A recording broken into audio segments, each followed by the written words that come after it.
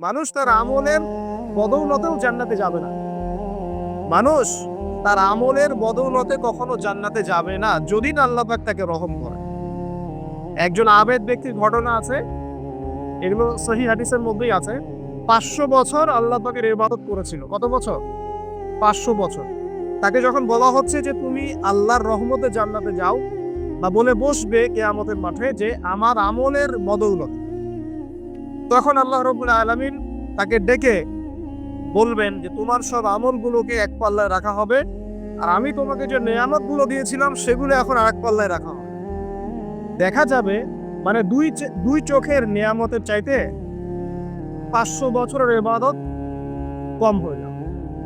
তাহলে এই হলো আল্লাহ পাকের রহমতের একটা আমি নমুনা দিলাম যে আল্লাহ পাকের রহমত ছাড়া কেউ জান্নাতে যেতে পারবে না।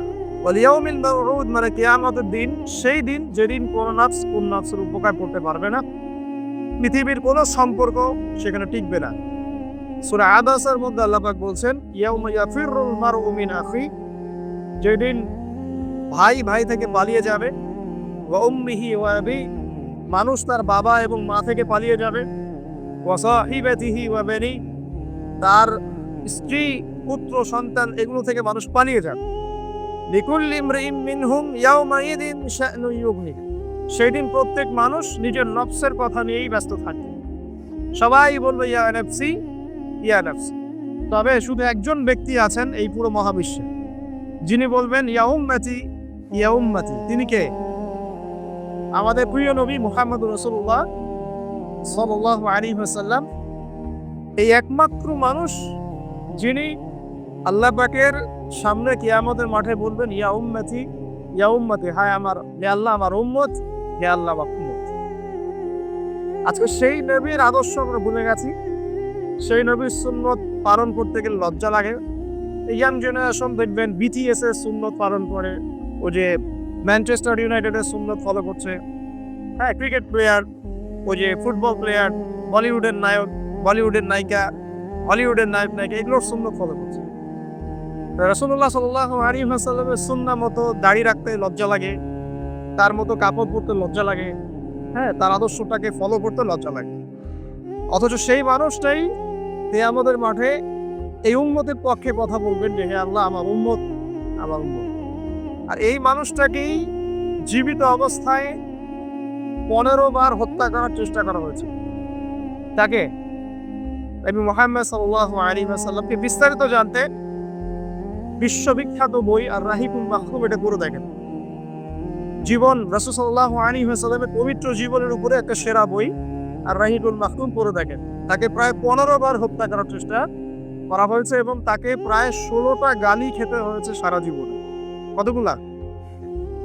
যার চরিত্রের মধ্যে যাররা পরিমাণ কোনো পঙ্কিলতা নাই, তাকে মানুষ 16টা গালি দিয়েছে। মানুষ বলেছে এই ব্যক্তি জাদুকর, সাহের, নাউজুবিল্লাহ। এই ব্যক্তি কাযযাব, কাযযাব মানে মহামিথ্যাবাদী। কাযযাব মানে কি? মহামিথ্যাবাদী। তারপরে বলা হচ্ছে এই ব্যক্তি সাহের, জাদুকর। এই ব্যক্তি হচ্ছে মজনুন, পাগল। এগুলো মানুষ বলেছে আইয়ামে জাহেলিয়াতের মানুষ। তো এই যে আবু জেহেল, আবু লাহাবরা যে কথাগুলো বলেছিল, আজকের এই সো কল্ড বাক স্বাধীনতার যুগে কিছু মানুষ এই কথা বলে না? বলে না? তো এরা কার উত্তরসূরি, বুঝতে পারছেন? নবী সাল্লাল্লাহু আলাইহি ওয়াসাল্লাম বলছেন তোমরা সবাই শুধু বলো কুলু লা ইলাহা ইল্লাল্লাহ তুফলিহুন। হে আমার চাচারা, কুরাইশ বংশের যারা আছেন আপনারা, ইয়া মা'শারাল কুরাইশ, আপনারা শুধু বলেন কুলু লা ইলাহা ইল্লাল্লাহ, খালি একবার বলেন যে লা ইলাহা ইল্লাল্লাহ তুফলিহুন, আপনারা সফল হয়ে যাবেন, আরব আজম উভয়ের রাজত্ব পাবেন। নবীজি বলছেন এই জন্য আমাদেরকে এখানে একত্রিত করেছো। তখনই হাততালি দিয়ে পাথর নিয়ে রাসূল সাল্লাল্লাহু আলাইহি ওয়াসাল্লামের দিকে নিক্ষেপ করেছে। নাউযুবিল্লাহ। তো তখনই আল্লাহ পাক আয়াত নাযিল করলেন, কোন আয়াত? তাব্বাত ইয়াদা আবি লাহাবিন ওয়া তাব, ধ্বংস হোক আবু লাহাবের দুই হাত, যে দু হাত দিয়ে সে পাথর নিক্ষেপ করেছে, ওয়া তাব, এবং সে নিজেও ধ্বংস হোক। দেখেন, কিয়ামত পর্যন্ত কোরআন থাকবে না, এই সূরাটা থাকবে না। তো কিয়ামত পর্যন্ত মানুষ কোরআন তেলাওয়াতের মধ্য দিয়ে আবু লাহাবকে গালি দিবে না? কিয়ামত পর্যন্ত মানুষ কোরআন তেলাওয়াতের মধ্য দিয়ে আবু লাহাবকে কিন্তু অভিসম্পাত করতে থাকবে, তুমি ধ্বংস হও, তোমার দুই হাত ধ্বংস হোক। এই হলো নবী সাল্লাল্লাহু আলাইহি ওয়াসাল্লামের শান।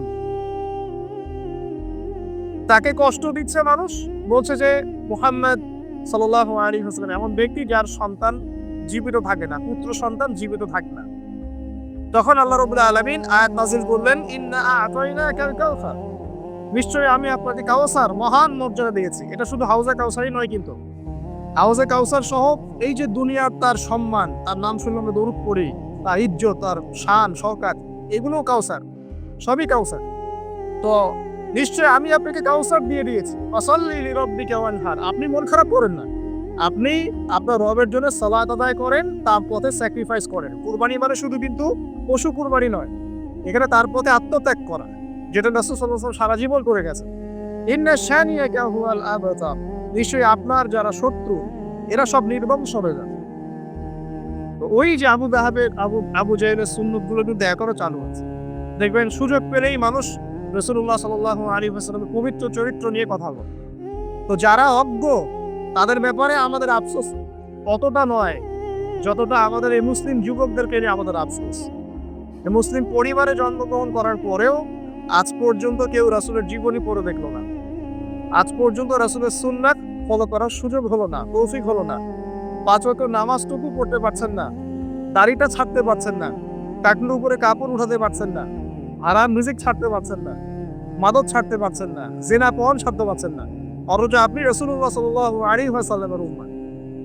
আপনার জন্যই আমার জন্যই নবী সাল্লাল্লাহু আলাইহি ওয়াসাল্লাম কালকে আমাদের মাঠে সুপারিশ করবে ইনশাআল্লাহ তাআলা। তো সুপারিশ পেতে হলে তো যোগ্য হতে হবে নাকি? একটা সুপারিশ পেতে হলে তো যোগ্য হতে হবে। যোগ্যতা কি? এক বাক্যে উত্তর হচ্ছে আপনার 24 ঘন্টাকে আপনি নবী সাল্লাল্লাহু আলাইহি ওয়াসাল্লামের সুন্নাতে ঢেলে সাজাবেন। একদম উঠবেন, বসবেন, খাবেন, চলবেন, ফিরবেন, কথা বলবেন, নামাজ পড়বেন, যত কাজ আছে সবভাবে কার তরিকায়? রাসূল সাল্লাল্লাহু আলাইহি ওয়াসাল্লামের তরিকায়। যদি এটা শিখতে না পারেন, ওই যে আল্লাহর রাস্তায় সময় দিচ্ছে ভাইরা, 3 দিন 7 দিন 40 দিন চলে যান, দেখবেন 40 দিনের মধ্যে আপনাকে সুন্নত শিখে বাসায় পাঠিয়ে দিয়ে যাও। এমন কোনো জামাত নাই যেটা 100% পরিশুদ্ধ আছে। তো ওই বিতর্কিত বিষয়গুলো ছাড়েন, বিতর্কিত বিষয়গুলো আপাতত ছেড়ে দেন। সুন্নতটা তো শিখাবে আপনাকে তো নামাজ তো শিখাবে, জামাতে নামাজের পাবন্দি শিখাবে, হাদিস চর্চা শিখাবে, তালিম করা শিখাবে, দাওয়াত দেওয়া শিখাবে। এটুক শিখে চলে আসে। কমপক্ষে আপনি আপনার ব্যক্তি জীবনটাতে রাসূলের সুন্নাহটা প্রতিষ্ঠা করেন। সারা দুনিয়ার মানুষ সুদ খাক, অর্থনৈতিক জীবনে আমি সুদ খাবো না।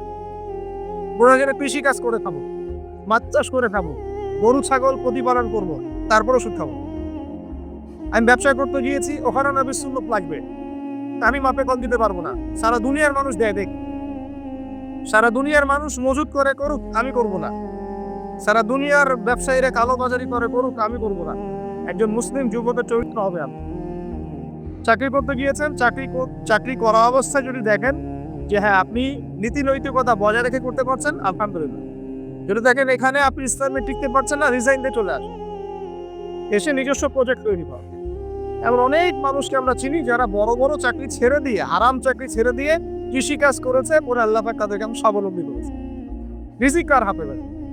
আল্লাহর হাতে। আর কোরআনে কিন্তু বেশি থেকে বেশি কৃষিভিত্তিক অর্থনীতির কথাই বলা হচ্ছে। দেখবেন কোরআন পড়ে দেখবেন বেশি থেকে বেশি কৃষিভিত্তিক অর্থনীতির কথাই বলা হচ্ছে এবং ব্যবসার কথা বলা হচ্ছে।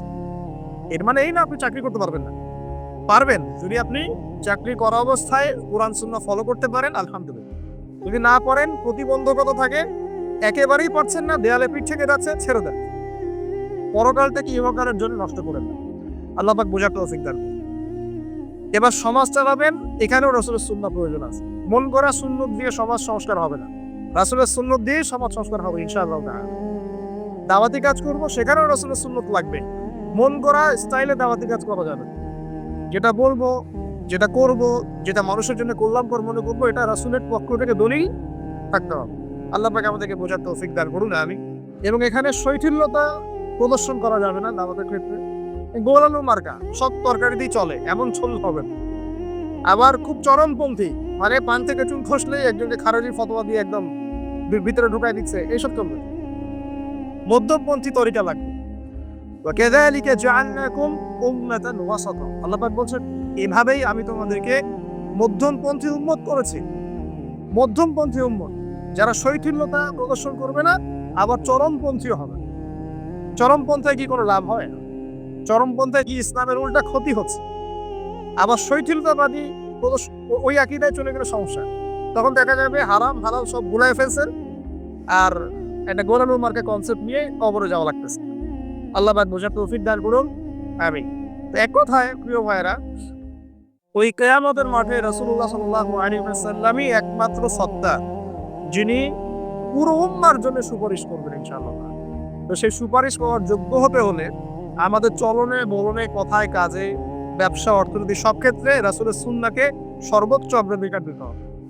অনেক আদর্শের কথা আমরা বলি, সবচেয়ে সেরা আদর্শ মুহাম্মদ সাল্লাল্লাহু আলাইহি ওয়াসাল্লাম। তার আদর্শের উপরে কোনো আদর্শ নাই। অতএব এই আদর্শটাকে মনে প্রাণে ধারণ করা, লালন করা, মনে মননে ধারণ করে বাস্তবে ইমপ্লিমেন্ট করা। আল্লাহ পাক আমাদেরকে তৌফিক এনায়েত করুন, আমিন। তো প্রিয় ভাইরা, কিয়ামতের মাঠ সম্পর্কে অনেক ভয়াবহ চিত্র আছে, আজকে আমি সেটা বলার সুযোগ পাচ্ছি।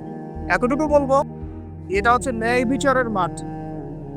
এখানে সাররা পরিমাণ বান্দার হক নষ্ট করে পার পাওয়া যাবে না। আল্লাহ পাকের সাথে জড়িত হাজারটা পাপ থাকলেও আল্লাহ পাক মাফ করতে পারেন, ঠিক আছে, কিন্তু বান্দার সাথে জড়িত হক থাকলে বান্দার কাছেই ক্ষমা নিতে হবে। আর একটা পাপ নিয়ে কবরে যাওয়া যাবে না। একটা পাপ, সেটা কি? সেটা হলো শিরকের পাপ। শিরিকের পাপ নিয়ে কবরে যাওয়া যাবে না। বেঁচে থাকতেই শিরিকের সাথে সম্পৃক্ত যত আকীদা আমল আছে তওবা করতে হবে, ছাড়তে হবে। আল্লাহ রাব্বুল আলামিন আমাদেরকে শিরিক এবং কুফর থেকে হেফাজত করুন, আমিন। আল্লাহ পাক এর পরের আয়াতে বলছেন ওয়া শাহিদি ওয়া মাশহুদ। একটা চমৎকার ঘটনা আসবে সামনে ইনশাআল্লাহ, মনোযোগ ধরে রাখেন। আল্লাহ বলছেন ওয়া শাহিদি ওয়া মাশহুদ, আমি আল্লাহ কসম করছি শাহেদের এবং মাশহুদের। শাহেদ কি? তাফসীরের কিতাবে এসেছে শাহেদ মানে হচ্ছে জুমার দিন। কোন দিন? জুমার দিন। এই যে দেখেন, জুমার দিনে মুসলিমদের একটা কাজ কমন, সেটা হলো গোশতের দোকানে দাঁড়িয়ে গরুর গোশত কেনা। সকাল সকাল দেখবেন জুমার দিনে হাজির কসাইয়ের দোকানে, আজকে জুমার দিন গরু খাইতেই হবে, নাকি ভাই? কথাটা কি ঠিক না ঠিক? দেখবেন শহরের যতগুলো কসাইখানা আছে সকাল সকাল হাজির জুমার দিন গোশত খাইতে হবে। অথচ জুমার দিনটা এত ইম্পর্টেন্ট, এই দিনে দোয়া কবুল হয়। যে কোনো দোয়া আল্লাহর কাছে চাবেন, কবুল হবে। এই দিনে সূরা কাহফ পড়তে হয়। এই দিনে তাড়াতাড়ি মসজিদে আসতে হয়, গোসল করে সুগন্ধি মেখে সুন্দর কাপড় পরে ইমামের কাছাকাছি এসে বসতে হয়। তাহলে প্রত্যেক কদমে 1 বছরের রোজা, 1 বছরের তাহাজ্জুদে নেকি হয়। তো জুমার দিন খুবই ইম্পর্টেন্ট।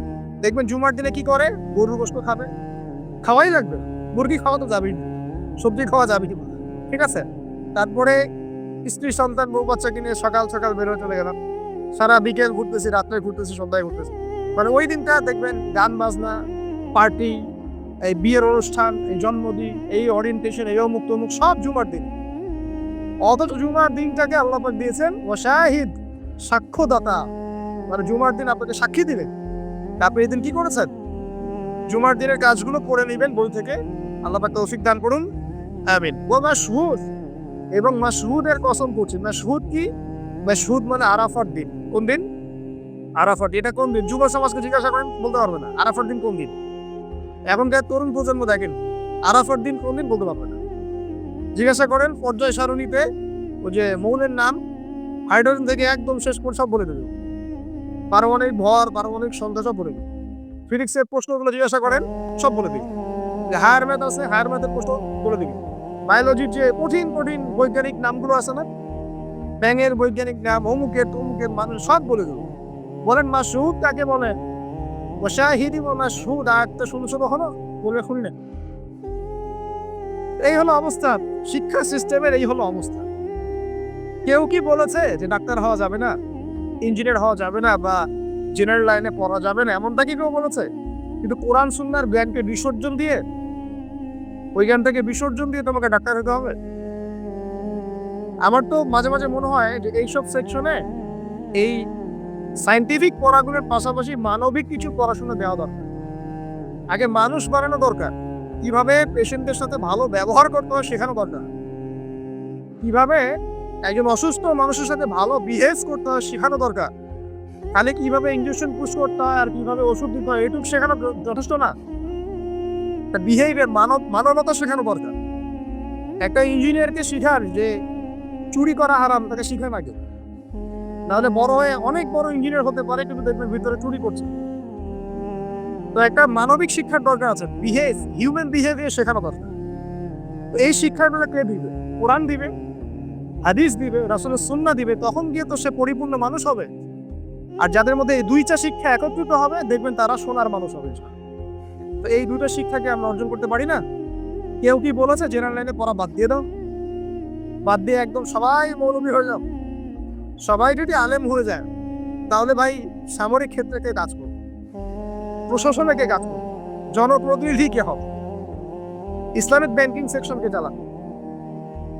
ঠিক আছে না? সব সেকশনে মানুষের প্রয়োজন আছে না? তো সব সেকশনে মানুষের দরকার আছে, কিন্তু সেই মানুষগুলোর আত্মাটাকে কোরআন সুন্নাহর আধ্যাত্মিকত্ব দিয়ে ঢেলে সাজাতে হবে।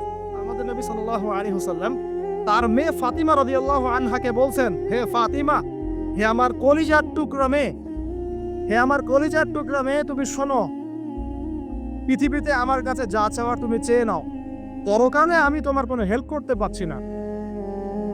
অথচ আমরা জানি নবী সাল্লাল্লাহু আলাইহি ওয়াসাল্লাম সবার জন্য কি করবেন? সুপারিশ করবেন। সেটা অন্য বিষয়, তোমাকে তোমার হিসাব একাই দিতে হবে। নবী সাল্লাল্লাহু আলাইহি ওয়াসাল্লাম এটা বলছেন। একদিন তিনি বাসায় ঢুকলেন, দেখছেন আয়েশা রাদিয়াল্লাহু আনহা কান্নাকাটি করছে। আয়েশা, বলে রাখি, আয়েশা রাদিয়াল্লাহু আনহা সম্পর্কে আমাদের নবীজি বলেছেন, তাকে প্রশ্ন করা হচ্ছে, আপনি পৃথিবীতে সবচেয়ে বেশি কাকে ভালোবাসেন? তিনি বলছেন আয়েশাকে। তারপরে কাকে ভালোবাসেন? আবু বকর। তারপর কাকে ভালোবাসেন? ওমর। কথা বুঝতে পারছেন? তো সেই আয়েশা রাদিয়াল্লাহু আনহা বাসায় কান্নাকাটি করছেন। তিনি বলছেন, কি জন্য কাঁদছো হে আয়েশা? আয়েশা রাদিয়াল্লাহু আনহা বলছেন, জাহান্নামের আযাবের ভয়ে আমি কাঁদছি। কি হবে ইয়া রাসূলুল্লাহ আমাদের শেষ হবে? তখন আল্লাহর নবী তার স্ত্রীকে বলছেন, যাকে তিনি সবচেয়ে বেশি ভালোবাসেন, তাকে বলছেন, তিনটা ক্ষেত্র বা তিনটা জায়গা আছে যখন পৃথিবীর কোনো মানুষকে চিনতে পারবে না পরকালে, এমনকি আমিও তোমাকে চিনতে পারবো। সেটা কি? যখন এই যে মিজানের পাল্লাটা দাঁড় করানো হবে, যে এটা ভারী হচ্ছে না হালকা হচ্ছে, এ সময় কেউ কাউকে চিনবে না, কারো কথা কারো মনে থাকবে না। যে গার্লফ্রেন্ডের জন্য আপনি জীবন দিচ্ছেন, তার কথা আপনার মনে থাকবে না। যে স্ত্রী সন্তানের জন্য আপনি সারা জীবন দুর্নীতি করে গেলেন, তার কথা আপনার মনে থাকবে না। এমনকি যে স্ত্রীর কাছে আপনি অনেক প্রেমময় স্বামী, সেও আপনার কথা মনে রাখবেন যখন মিজানের পাল্লাটা উঁচু করা। দুই, যখন আমল নামা ছুড়ে দেওয়া হবে, আমল নামা এভাবে উন্মুক্ত করে ছুড়ে দেওয়া হবে, ইকরা কিতাবাক, তুমি আজকে তোমার কিতাব পড়ো, ওয়া কাফা বিনাফসিকা আল-ইয়াওমা আলাইকা হাসিবা, আজকে তুমি নিজেই তোমার নফসের হিসাব নেওয়ার জন্য যথেষ্ট। এই সময় আয়েশা আমি তোমার কথা মনে রাখতে পারবো। আরেকটা হচ্ছে যখন মানুষ পুল সিরাত পার হবে, তখন কেউ কারো কথা মনে রাখবে না। এখান থেকে শিক্ষা কি? নূহ আলাইহিস সালামের পরিবারের সদস্য হয়েও তারা আল্লাহর আনুগত্য না করার কারণে জাহান্নামে যাচ্ছে। লূত আলাইহিস সালামের পরিবারের সদস্য হয়েও ঈমান না আনার কারণে তারা কি করছেন? জাহান্নামে যাচ্ছেন। আমাদের শিক্ষা হচ্ছে আমাদের পরিবারগুলো, যে আমাদের এই বংশ, আমাদের এই যে টাকা পয়সা, স্ট্যাটাস, রং, হ্যাঁ, বাড়ি গাড়ি, পলিটিক্যাল পদ, কোনো কিছুই আমাদেরকে আল্লাহর আযাব থেকে বাঁচাতে পারবে না যদি আমরা প্রকৃত মুসলিম মুমিন না হতে পারি। তো পরিবারের সদস্যদেরকে আল্লাহ পাক ঈমানদার হওয়ার তৌফিক এনায়েত করুন। এবার আসেন সামনে, আরো সামনে যান, দেখেন ওই যে ইব্রাহিম আলাইহিস সালাম, মনে আছে? বাবা হচ্ছে ওই সমাজের সবচেয়ে বড় লিডারের ডান হাত, নমরুদের ডান হাত। সে হচ্ছে মূর্তি পূজারীদের সর্দার, মানে মূর্তি সে বানাতো, স্ট্যাচু মেকার। ইব্রাহিম আলাইহিস সালামকে আল্লাহ পাক ওই ঘরে জন্ম দিয়েছেন যেখানে তার বাবা একজন শিরকের কান্ডারি। ইব্রাহিম আলাইহিস সালাম তাকে বোঝানোর চেষ্টা করলেন, বাবা এটা শিরক, এটা শয়তানের কাজ, এখান থেকে ফিরে আসো, আমি তোমার জন্য আল্লাহর কাছে দোয়া করবো ইত্যাদি। বাবা তার কথা শুনলো না। এটা তো এমন না যে তিনি শুধু একবার বলেছেন, তিনি হয়তো বলতেই ছিলেন, একদিন দুই দিন না, কিন্তু বলতেই আছেন। এক পর্যায়ে বাবা তাকে বের করে দিল বাসা থেকে, ফাহজুরহুম, এরকম করে ইব্রাহিম আলাইহিস সালামকে বের করে দেয়া। কিন্তু তিনি বললেন, সালামুন আলাইক, বাবা আপনার উপর শান্তি বর্ষিত হোক, আমার আব্বা আপনার প্রতি শান্তি বর্ষিত হোক, আমি আল্লাহর কাছে আপনার জন্য দোয়া করি। পরে যখন আল্লাহ পাক তাকে বললেন যে কোনো মুশরিকের জন্য তোমার দোয়া করার স্বভাব পাবে না, তখন থেকে ইব্রাহিম আলাইহিস সালাম দোয়া করা বন্ধ করে দেন। এখানে দেখেন, ছেলে, একজন যুবক ছেলে, তার মধ্যে ঈমান এসেছে, সে তার পরিবারের চলমান শিরকের বিরুদ্ধে কথা বলছে, প্রয়োজনে সে সেখান থেকে স্কিপ করেছে, তাকে বের করে দেওয়া হয়েছে, সে চলে গেছে, তারপরেও কিন্তু তাওহীদের সাথে শিরকের আপোষ করে নেয়। ইব্রাহিম আলাইহিস সালাম। সামনে যান, ওই যে তার স্ত্রী হাজেরা আলাইহিস সালাম তার সন্তান এবং স্ত্রীকে রেখে আসছেন কোথায় বলেন? মক্কায়, তাই না? মরুভূমিতে, খাবার নাই, পানিও নাই।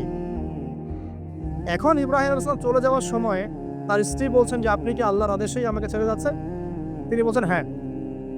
তখন তিনি বলছেন আল্লাহ পাক আমাদেরকে ধ্বংস করবেন না ইনশাআল্লাহ। এখানে খেয়াল করে দেখেন, তারপর সাফা মারওয়া সাই করলেন, জমজম কূপ পানি বের হলো, সেখানে কমিউনিটি গড়ে উঠলো। ইসমাইল আলাইহিস ইসলামের ঔরস থেকে পরবর্তীতে মুহাম্মদ সাল্লাল্লাহু আলাইহি ওয়াসাল্লামের জন্ম হয়েছে ওই ট্রাইবের মধ্যেই। তো এখানে খেয়াল করেন, এই যে সন্তান ইসমাইল আলাইহিস সালাম তিনি যখন একটু বড় হচ্ছেন, তখন ইব্রাহিম আলাইহিস সালাম আসছেন, এসে বলছেন আমি স্বপ্ন দেখেছি, ইয়া বুনাই আমি স্বপ্ন দেখেছি, ইন্নী আরা ফিল মানামি আন্নী আসবাহুক, আমি স্বপ্ন দেখেছি আমি তোমাকে জবাই করছি, ফানজুর মাযা তারা, তোমার কি রায় আমাকে বলো। এখন ইসমাইল আলাইহিস সালাম বলছেন, কিশোর ইসমাইল, ইয়া আবাতি, হে আমার বাবা, ইফআল মা তুমার, আপনি সেটাই করেন যা আল্লাহ আপনাকে আদেশ করেছে। সাতাজিদুনি ইনশাআল্লাহু মিনাস সাবিরিন, ইনশাআল্লাহ আপনি আমাকে সবরকারী পাবেন। কার কথা এটা? ইসমাইল আলাইহিস সালামের কথা। এখন খেয়াল করে দেখেন, ইসমাইল আলাইহিস সালামকে কিন্তু তার বাবা 24 ঘন্টা কাছে রেখে মানুষ করেন নাই। কারণ তিনি থাকতেন ওই যে প্যালেস্টাইনে, সেখানে আরেকজন স্ত্রী আছেন সারা আলাইহিস সালাম, আসা যাওয়া করতেন। মূলত তাকে মানুষ করেছে তার মা হাজেরা আলাইহিস সালাম। যেই সবরকারী, আল্লাহর প্রতি তাওয়াক্কুলকারী মা বলেছিল আল্লাহ যদি আপনাকে আদেশ করে থাকেন আমাদেরকে ছেড়ে যাওয়ার জন্য, সেই আল্লাহ আমাদেরকে ধ্বংস করবেন না। ওই যে তাওয়াক্কুল, ওই যে সবর, তার গর্ভ থেকে আল্লাহ পাক জন্ম দিয়েছেন ইসমাইল আলাইহিস সালাম। যেমন মা তেমন সন্তান। যে সন্তান বলছে আমাকে জবাই করতে যদি আল্লাহ পাক আদেশ করে থাকেন আপনি করেন। তো ঘরের মধ্যে স্ত্রীরা, আমাদের ঘরের স্ত্রীরা যদি হাজেরা আলাইহিস সালামের মতো না হতে পারে, সবরকারিনী এবং আল্লাহর প্রতি তাওয়াক্কুলকারিনী, আমাদের বোনেরা, আমাদের মায়েরা যদি হাজেরা আলাইহিস সালামের মতো সবরকারিনী হতে না পারে, আল্লাহর প্রতি তাওয়াক্কুলকারী হতে না পারে, তাহলে তাদের গর্ভ থেকে কোশ্চিনকালেও ইসমাইলের জন্ম হবে না। কথা বুঝতে পারছেন? তাদের গর্ভ থেকে কোশ্চিনকালেও ইসমাইলের মতো সন্তানের জন্ম হবে না এবং ইসমাইলি প্রজন্ম গড়ে উঠবে না। এজন্যই আপনি তাকিয়ে দেখেন ম্যাক্সিমাম পরিবারের সন্তান এখন বেলাইনে চলে গেছে। কারণ কি জানেন? মায়ের সমস্যা আছে। শুধু বাপেই সমস্যা থাকে না, মায়েও সমস্যা থাকে। মায়ের ফিতরাত সন্তানের মধ্যে চলে আসে।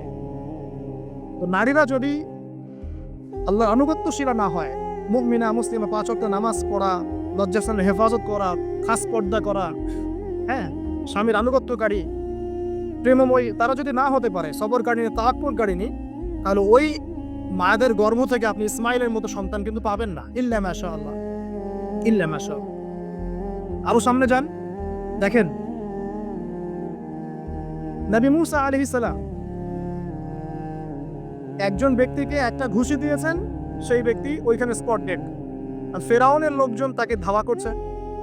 মুসা আলাইহিস সালাম মিশর থেকে চলে গেলেন মাদিয়ান নামক জায়গায়। মাদিয়ানে আরেকজন নবী আছেন, তার নাম হচ্ছে শুআয়ব আলাইহিস সালাম। সেখানে গিয়ে তিনি গাছের নিচে বসে আছেন। দেখলেন দুজন মেয়ে দূরে দাঁড়িয়ে আছে, পানি নেয়ার মতো চান্স পাচ্ছে না। ওই কওমের লোকজনের শক্তি বেশি, তো তিনি একটু শক্তিশালী ছিলেন। মুসা আলাইহিস সালাম তিনি গেলেন, গিয়ে শক্তি খাটিয়ে ওদেরকে পানির ব্যবস্থা করে দিলেন। দিয়ে আবার সেই গাছের এখানে এসে বসলেন, বসে আল্লাহর কাছে দোয়া করছেন, রব্বি, হে আমার রব, লিমা আনজালতা ইলাইয়া মিন খায়রিন ফাকির। এখানে কিন্তু তার কোনো গৃহ নাই, থাকার জায়গা নেই, খাওয়ার কিছু নাই, কোনো পরিচিত কেউ নাই, একদম নিঃস্ব শূন্য হাতে হাত উঁচু করে আল্লাহর কাছে বলছেন, রব্বি ইন্নী লিমা আনজালতা ইলাইয়া মিন খায়রিন ফাকির। হে আল্লাহ, আপনি আমার উপর যে অনুগ্রহটা বর্ষণ করবেন, আমি এর জন্য ভিখারি হয়ে বসে আছি। এবার আল্লাহ পাক ওই একটা মেয়েকে পাঠালেন। ওই মেয়েটা আসবো লাজুক ভঙ্গিতে, লজ্জাশীলতা, চোখ নিচু করে। এই যে এখনকার এই যে ব্লাউজ ছাড়া শাড়ি পরা জেনারেশন না, এরা চক্ষু নিচু করে আসলেন। এই হাঁটাটাকে আল্লাহ পাক প্রশংসা করেছেন। সে লজ্জাশীলতার সাথে হেঁটে আসলো, এসে মুসা আলাইহিস সালামের সামনে দাঁড়িয়ে চক্ষু নিচু করে বলল যে আমার বাবা আপনাকে ডাকছেন, আমার বাবা আপনাকে ডাকছেন। এই লজ্জাশীলতা মেয়েদের মধ্যে কোথায় পাবেন এখন? একটা হাদিস আছে, যখন তোমার মধ্যে লজ্জা থাকবে না, তোমার দ্বারা যে কোনো পাপ করা সম্ভব। হাদিস আছে, যে কোনো পাপ করা সম্ভব। বিকিনি পরেও কয়েকদিন পর ঘুরবে এরা, আমি বলে দিচ্ছি, দেখে নিয়েন ইনশাআল্লাহ। এবং এই আন্দোলন করতে করতে এক পর্যায়ে এমন একটা অবস্থা হবে, দেখবেন যে ওটা পরেও রাস্তায় ঘুরছে। মানে ওরা দেশটাকে ওই আমেরিকান এবং ব্রিটেনদের পশ্চিমা সংস্কৃতির রঙে সাজাতে চায়। আর এই নোংরা অসভ্যতার নাম দিয়েছে প্রগতিশীলতা। শয়তান অনেক বেশি প্রগতিশীল ছিল এবং এখনো আছেও। ওই মেয়ের হেঁটে আসাটাকে আল্লাহ পাক প্রশংসা করছেন। আসার পরে তিনি যখন বলছেন আমার বাবা আপনাকে ডাকছেন, তিনি গেলেন, তখন ওই শুআয়ব আলাইহিস সালাম বলছেন যে আমার এই দুই মেয়ের মধ্যে একজনকে আমি তোমার সাথে বিয়ে দিতে চাই। মুসা আলাইহিস সালাম সেখানে বিয়ে করলেন। শর্ত হচ্ছে 8 থেকে 10 বছর তাকে তার ফার্মে চাকরি করতে হবে, কৃষিকাজ মানে গবাদি পশুর, এখানে 8 থেকে 10 বছর তাকে সার্ভিস দিতে হবে, এটাই মোহর। তো এটা আমি এখন বুঝি যে মুসা আলাইহিস সালামকে আল্লাহ পাক এই যে রাখালের কাজ করিয়েছেন কেন জানেন? কারণ এই কাজগুলো মানুষের ধৈর্য বাড়ায়। মুসা আলাইহিস সালামকে পরে আল্লাহ পাক বড় একটা দায়িত্ব দিবেন, এই কারণে তাকে ট্রেনিং দিচ্ছেন এখানে। তাকে আরো বড় একটা জাতিকে সামলাতে হবে যারা আরো অনেক বেশি উদ্ধত, অনেক বেশি গবাদি পশুর মতো। তারা কারা? ওই যে বনু ইসরাইল। চোখের সামনে দেখলো আল্লাহ পাক ফিরআউনকে ডুবিয়ে দিলেন, তারপর 40 দিনের মধ্যে আবার শিরক করা শুরু করে দিল। আমাদের নবী মুহাম্মদ সাল্লাল্লাহু আলাইহি সাল্লামকে একজন কষ্ট দিয়েছিল। তো কষ্টটা এত ডাইরেক্ট দিয়েছে, এসে বলেছে আপনি ইনসাফ করেন, হে মুহাম্মদ সাল্লাল্লাহু আলাইহি ওয়াসাল্লাম, আপনি ইনসাফ করেন, আপনি ইনসাফ করছেন না। তো সাহাবীদের চোখ মুখ লাল হয়ে গেল যে এত বড় কথা নবীকে বলে। তখন নবী সাল্লাল্লাহু আলাইহি ওয়াসাল্লাম বলছেন দাঁড়াও, আমার ভাই মুসাকে তার কওম আরো অনেক বেশি কষ্ট দিয়েছে। মানে মুসা আলাইহিস সালামের কষ্টের কথা চিন্তা করে আমাদের নবী সান্ত্বনা নিচ্ছেন, এটা তো কিছুই না। মুসা আলাইহিস সালামকে তার কওম আরো অনেক বেশি কষ্ট দিয়েছে। তো এই কওমকে সঠিক পথে চালানোর জন্য আল্লাহ পাক 8 বছর তাকে রাখালি করিয়েছেন। আপনারা জানেন কিনা জানি না যে বেশিরভাগ নবী কিন্তু কৃষিকাজ করেছেন, জানেন? তো যারা কৃষিকাজ করছেন আপনারা এখানে নিজেকে হীনমন্যতায় ভোগার, ছোট মনে করার কোনো সুযোগ নাই। আপনি একটা নোবেল প্রফেশনের মধ্যে আছেন, খাঁটি প্রফেশনের মধ্যে আছেন, ঠিক আছে? তো দেখেন, এবার মুসা আলাইহিস সালাম একজন ভালো গার্ডিয়ান পেলেন, তার নাম শুআয়ব আলাইহিস সালাম। সেখানে বাড়ি পেলেন, সেখানকার জামাই, তিনি চাকরি করছেন, মানে তার সবকিছুই অনুকূলে। ওই যে দোয়া কিন্তু কবুল হয়ে গেল। সতী পুত পবিত্র একটা মেয়ে আল্লাহ পাক তাকে দিয়ে দিলেন। কারণ মুসা আলাইহিস সালাম ছিলেন অনেস্ট। মুসা আলাইহিস সালাম ছিলেন সৎ ব্যক্তি, অনেস্ট, যিনি কখনো অশ্লীল কোনো পথে পা বাড়ান নাই। ঠিক তেমন একজন মেয়েকে আল্লাহ পাক তার জীবন সঙ্গিনী করে দেবেন। তাই আমাদের শিক্ষা হচ্ছে, আমরা যদি নিজেদেরকে পবিত্র রাখতে পারি, তোমাদেরকে বলছি ইনশাআল্লাহ তুমি তোমার জীবনে পুত পবিত্র নেকার স্টেপ পাবে। কিন্তু তোমরা যদি এখনকার এইসব প্রলোভনে পড়ে যে না মদ, পর্ন, হাবিজাবি সবকিছুর মধ্যে ঢুকে যাও, মাদক ইত্যাদির মধ্যে, পুত পবিত্র নারী আসবে না। দেখবা যে এমন নারী তোমার জীবনে আসছে যে নিজেও পবিত্র। কিফা অনকিরাম আল্লাহ পাক ব্যালেন্স করেন সবসময়, ইল্লা মাশাআল্লাহ। শুধু তাই না, শুআয়ব আলাইহিস সালামের মতো একজন গার্ডিয়ান তিনি পেলেন, যিনি তাকে দ্বীনের পথে হেল্প করলেন। পরবর্তীতে মুসা আলাইহিস সালাম নবী হলেন। এখান থেকে একটা প্রমাণ আছে, দলিল, সেটা হলো বাড়ির গার্ডিয়ান যদি দিনদার হয়, শুআয়ব আলাইহিস সালামের মতো সাপোর্টিং হয়, পরিবার লোককে দ্বীনের জন্য সাপোর্ট করছে, সেই পরিবারের মধ্যে শান্তি আসবে ইনশাআল্লাহ। এবং সেই পরিবারের যুবকরা সৌভাগ্যবান, যুবতীরাও সৌভাগ্যবান, সেই পরিবারের সন্তান সন্ততিরা সৌভাগ্যবান। তাই পরিবারের গার্ডিয়ান যারা আছেন, আজকের খুব শুনছেন, আপনারা সাপোর্টিভ হন, পরিবারকে দিনের ক্ষেত্রে সাপোর্ট দেন, একটা ভালো প্যারেন্টিং করেন, আর সন্তানদেরকে সুন্দর প্যারেন্টিংসের মধ্যে নিয়ে আসেন। আসুন সামনে যাই, এবার একটু কনক্লুশনের দিকে যাচ্ছে। আসুন, তো কোরআনের পরতে এরকম দলিল আছে। আরো দেখবেন, ইয়াকুব আলাইহিস সালাম মৃত্যুবরণ করছেন, সন্তানদেরকে ডেকে বলছেন যে আমার পরে তোমরা কার ইবাদত করবে। মানে তিনি কনসিয়াস যে আমার পরে বাচ্চা কাচ্চারা আবার যেন বিভ্রান্ত হয়ে না যায়, তোমরা কার ইবাদত করবে ডেকে বলছেন। আর আমরা ওই সময় ডেকে বলতাম যে আমার ব্যাংকের 10 কোটি টাকা আছে, 1 কোটি ওকে দিস, 1 কোটি ওকে দিস, হ্যাঁ আমার জমি জমা এগুলা আছে, ওকে এটা দিস, ওকে এটা দিস। উনি ডেকে বলছেন তোমরা আমার পর কার ইবাদত করবে। সন্তানরা বলছে আমরা এক আল্লাহর ইবাদত করব, যার ইবাদত আপনি করেছেন, আপনার পিতাও করেছেন। সচেতন গার্ডিয়ান। সামনে যান, আপনি দেখবেন ইউসুফ আলাইহিস সালাম, যিনি যে জেলখানায় বন্দী হলেন, পরে মিশরের খাদ্যমন্ত্রীর দায়িত্ব পেলেন, তার বাবা ইয়াকুব আলাইহিস সালাম কাঁদতে কাঁদতে চোখ অন্ধ হয়ে গেল। দেখেন, যখন ইউসুফ আলাইহিস সালাম তার ভাইদেরকে বললেন এই যে রুমালটা, এই রুমালটা নিয়ে যাও আমার বাবার চোখের উপরে দিবে, ইনশাল্লাহ সে দৃষ্টিশক্তি ফিরে পাবে। এটা পড়েন নাই মনে হয়, সূরা ইউসুফের মধ্যে আছে। এই রুমালটা যখন আমার বাবার চোখের উপর দিবে তখন সে তার দৃষ্টি শক্তি ফিরে পাবে। তখন ওই রুমালটা যখন তারা বহন করে নিয়ে আসছেন, অন্ধ ইয়াকুব আলাইহিস সালাম তিনি বলছেন যে আমি দূর থেকেই ইউসুফের গন্ধ পাচ্ছি। সূরা ইউসুফ আর জুলাইখার প্রেম কাহিনী নয়। সূরা ইউসুফ হচ্ছে তার পিতা ইয়াকুব আলাইহিস সালাম এবং এই যে তার ছেলে ইউসুফ আলাইহিস সালাম তাদের মধ্যে ভালোবাসার কাহিনী। এটা ভালো করে পড়েন, ভালো করে বুঝবেন। এখানে পিতার সন্তানের ভালোবাসাকে বোঝানো হয়েছে। এত ভালোবাসেন তিনি সন্তানকে। এখান থেকে শিক্ষা কি? শিক্ষা হচ্ছে পিতাদেরকে সন্তানদেরকে ভালোবাসতে হবে, আদর করতে হবে, কাছে ডেকে বোঝাতে হবে। সবসময় শাসনের লাঠি ঘোরানো যাবে না। সন্তান যদি হোঁচট খায় তার হাতটা ধরতে হবে, ধরে বলবে বাবা কি হয়েছে, আমি তো তোমার সাথে আছি। মা কি হয়েছে, হতাশ কেন হচ্ছে, আমি তোমার সাথে আছি। একটা রেজাল্ট খারাপ হচ্ছে তো কি হয়েছে, আমি তোমার সাথে আছি। বাবা নামাজ পড়ো, বাবা কোরআন তেলাওয়াত করো, আল্লাহকে ডাকো, আল্লাহ তোমার সাথে আছে। ওকে কনফিডেন্স দিতে হবে। যখন পিছন থেকে সন্তানরা কনফিডেন্স পাবে, এই সন্তানরা বড় আত্মবিশ্বাসী হবে। আর পিছন থেকে যখন আপনি তাকে সবসময় শাসন করতে থাকবেন, জুলুম করতে থাকবেন, এ বড় হয়ে আপনাকে বৃদ্ধাশ্রমে পাঠাবে না তো কোথায় পাঠাবে? সন্তানকে ভালোবাসতে হবে। এটা বলে রাখি, এখানে দেশে আবার 30টা বৃদ্ধাশ্রম আছে। ইসলামে বৃদ্ধাশ্রমের কোনো জায়গা নাই। আর এখন আমি চলমান একটা পত্রিকা রিপোর্ট দেখলাম গুগলে, নাম করা পত্রিকা, নাম বলছি না। তারা বলছে এখন বৃদ্ধাশ্রম সময়ের দাবি। বৃদ্ধাশ্রম এখন সময়ের দাবি, নাউজুবিল্লাহ। আর ইসলাম বলছে সবচেয়ে সেরা অধিকার দিবে মাকে, তারপরে মাকে, তারপরে মাকে, তারপর বাবাকে। মায়ের পায়ের নিচে জান্নাত, বাবার সন্তুষ্টিতে আল্লাহর সন্তুষ্টি, এগুলো ইসলাম বলছে। আর এখনকার সভ্যতা আমাদেরকে বলছে যে বৃদ্ধাশ্রম এখন সময়ের দাবি। ইউসুফ আলাইহিস সালামকে যেভাবে ভালোবাসতেন তার বাবা, সন্তানকে ভালোবাসো। আমাদের নবী মুহাম্মদ সাল্লাল্লাহু আলাইহি ওয়াসাল্লাম মানুষকে যত ভালোবাসতেন, এর কারণ কি জানেন? ছোটবেলা থেকেই তাকে খুব ভালোবাসা দিয়ে মানুষ করা হয়েছে।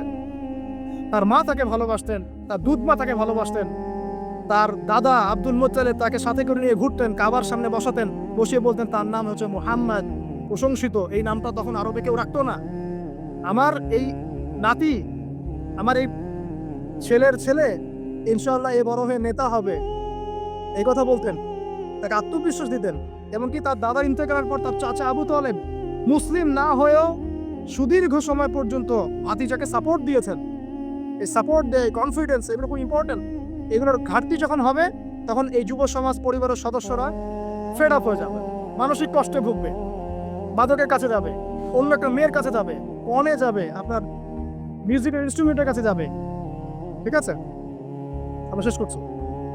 এখান থেকে একটা শিক্ষা হচ্ছে যে আমাদের পরিবারের সদস্যদেরকে ভালোবাসা এবং তাদের প্রতি কনফিডেন্স দেয়া, তাদেরকে আল্লাহর পথে চলতে সাহায্য করা। ইনশাআল্লাহ দেখবেন যে তারা আপনাকে সম্মান করবে, আপনাকে একজন বন্ধু মনে করবে, যে না আমার পাশে কেউ আছে, আমি একা নই, এমনটা ফিল করবে।